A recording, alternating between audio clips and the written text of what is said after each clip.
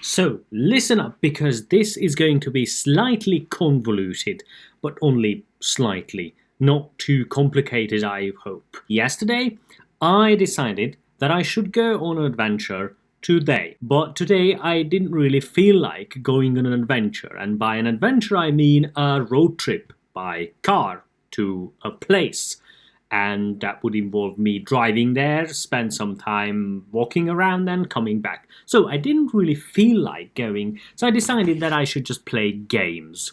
Now, the game I really like lately well, there are two of them. One is called City Skylines. It's a city building game.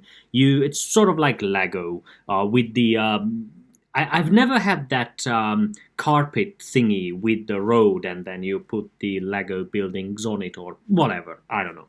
Anyways, so the other game is called Warframe. Really, fancy name and sounds dangerous, but not really because it's sort of like you go there, kill a bunch of monsters, and you come back to your ship, and it's nice and colorful and fancy and cool. So it's kind of like, grinding through the endless killings and murder and just what a growing boy needs. So anyways, I had my coffee and my vitamins, and I decided to just play games. And after like half an hour, I got bored and I decided to go on an adventure anyway, because I had yesterday, you remember, I cleaned my car. Cleaned the interior myself. I mean, can you believe that? And then I went and had it cleaned with the machine thing, and I topped up the fuel tank and did all the sort of preparations, and it felt like, I felt like going anyways. So I decided to go to a place, and then I did walk around the place, and then I drove to another place, and I walked around a bit more, and yeah, okay. So that proves I'm really, really aware of what surrounds me. But let's go down the serious road. I'll let you enjoy me talking about something completely different while I figure out where I actually went. There were two films I saw recently, and both of them were very similar to the other, respectively. One of them is called The Mercy, with Colin Firth, about a person who wants to sail around the world. And then the other one is about with Jennifer Lawrence, Red Sparrow, with spies and whatnot. And both of them earned the title of completely brutal in my dictionary, or in my little world, because that's the reason why I wanted to talk about them. They are not the only films I saw, but they were the only ones that, first of all, they almost made me walk out of the theatre. Not because they were overly brutal. One of my favorite films is Alien and Aliens, and then the other Alien films, and they have lots of gutting. So that's not the issue. They were particularly boring, but then in the second half, they both picked themselves up and produced something that was very emotionally draining. I don't really follow the Oscars, and I don't know that any of them won any, and I'm not really interested. I mean, you tell me. But it's not that I have a lot of cruelty in my life, and it's not that I don't want to be reminded that there's cruelty in the world. I mean, look at any documentary about poverty and all. I think what these films did was essentially convincing the audience that they wanted to depict a cruel world, and they did. There was another distracting thing about Red Sparrow, is that most of the film played out in Budapest, and I didn't know that. That caught me by complete and utter surprise. And what was interesting was that it's not a Hungarian film, and most films that play out in Budapest, most of the films that are set in Budapest are either Hungarians or they are there for a short while. And it was very interesting to see that the main background was literally Budapest. But it kind of distracted me because I kept guessing what the places were. I'm not sure. I mean, I watch a lot of American films, and I always had this question whether people who live in New York or Los Angeles or all these places where there is an alien attack or something like that, do you ever guess what the place could be, or do you ever remember something about you being there? That always puzzled me. Maybe it's just that there aren't a lot of films that are set in Budapest other than Hungarian films, and I don't watch a lot of Hungarian films. People often ask me about Hungarian films, but the truth is that I'm not a big fan of the Hungarian industry. That was a little bit distracting. I mean, I would love to talk about the stories of these films, but unfortunately, I think that if you want to see them, I don't want to spoil them. And the truth is that they are very well made films. That's not an issue here. I think what I wanted to point out that these films are incredibly emotionally draining. They are very, very good at that. And I guess on one hand, it kind of makes them a bit boring. And on the other hand, when we are getting closer to the finale, it makes everything a lot more brutal. So if you like these films, because probably you've loved a film called Into the Wild, then go watch them. The Mercy and Red Sparrow. It's in the same. They are in the same category. They are very, very brutal films. Okay, I figured it out. I went to Snow Hill, although I'm not sure that it was my original destination, but regardless, I went there, and on my way to Snow Hill, I took a couple of photos and videos and whatnot. So that is what happened, at least the first part. But before I actually arrived there, I stopped to have a little breakfast.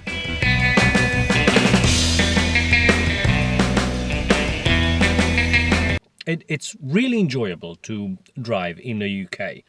Not on the motorways, not on highways or A roads, those two dual carriageway, 2-lane roads, but the normal roads, what carriages used to use or something. Anyways, but I decided to have a short breakfast at a field of things. Green things. Alright, let's not bog down on something that is absolutely not important. And let's move on.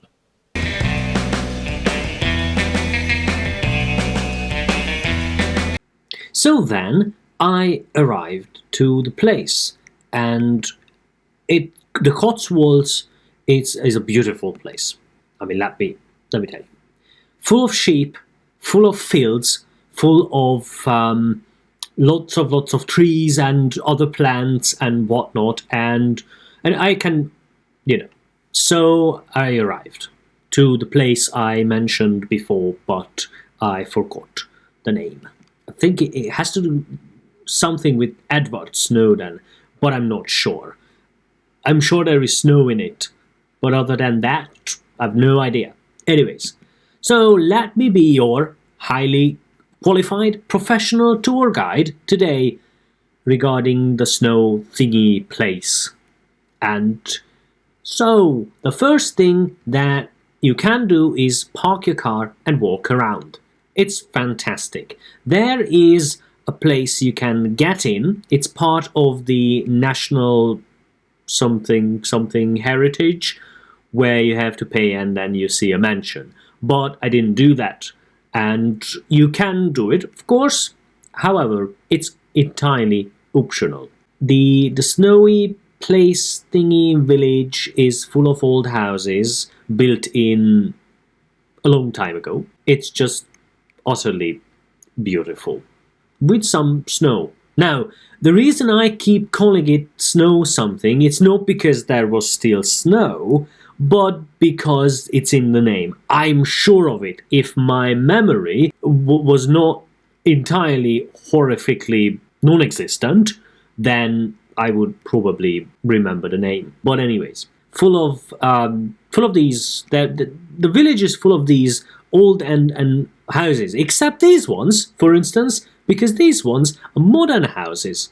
And I saw a bunch of different newly built houses with the stony exterior, which I think it's utterly cheating, but whatever. There was a place here for sale, but no garage, so I won't be a taker, unfortunately. There is some mossy thingies, and I really love these old roofs with well, what I could describe as moss or grass or whatever plant, green plant. That's the thing. That's how it works. I'm not a qualified biologist, so right. And they have a phone booth. 21st century, and lots of fancy gardens and a lot of these graves, stones, things like that. But ultimately, the place is quite fantastic. Now, we could have gone into the Snow's Hill Orms. I think that's the name of the place. You know, the funny thing is that earlier in the video, I actually told you the name, and I researched it, and I just can't remember it. I'm not gonna find it now, because I need to move on with this tour, which is very professional, and as you can see, I'm absolutely knowledgeable about the place. Old church and more houses and things like that. There you go. Enjoy, and it's really, really nice. And that was my little walk. I'm heading back now, and I've seen all the things. Very, very nice gardens and road construction. It's one of the highlights of the village, this whole road construction project, and it's gonna make things better. Right, I love this roof, actually. This was the most mossy of all.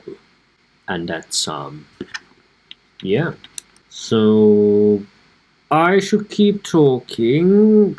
It was very nice. I was very excited to go. I think I figured out that's why actors and all these other people at these award shows say that I'm really excited about this and I'm honored to receive, because they have no idea what to say.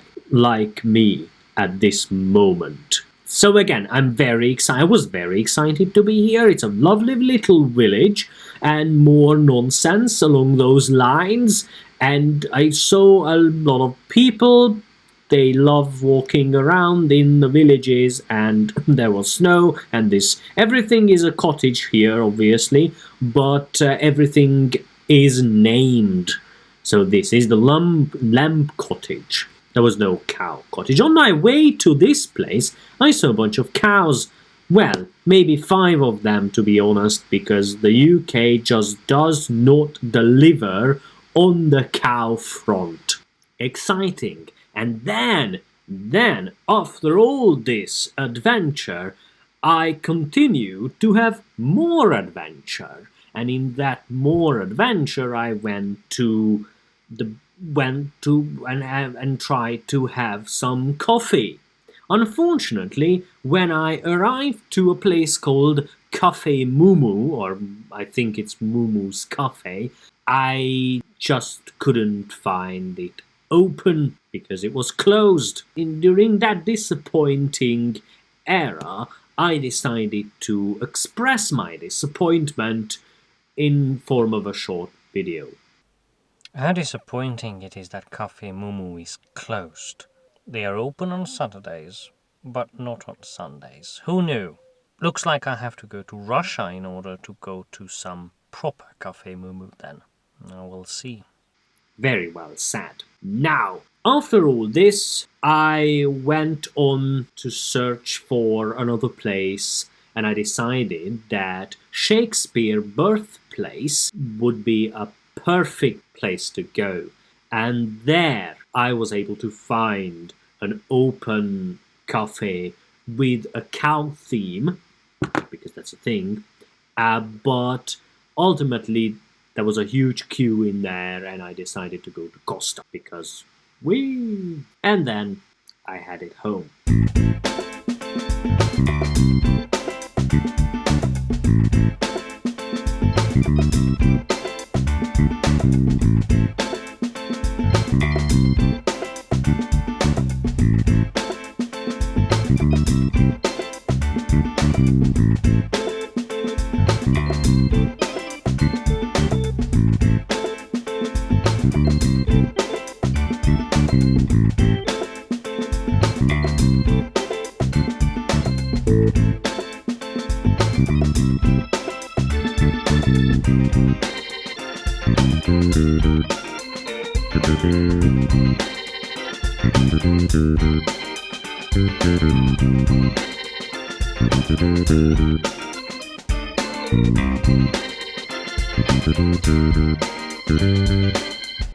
And I guess this concludes this exciting episode of my vlog, which is titled Every Day an Adventure. So thank you for watching, and keep commenting, because I do read all the comments, I just don't always have a lot of fun things to say about them. But keep, talk amongst yourselves and things like that, because that's how it works. Goodbye!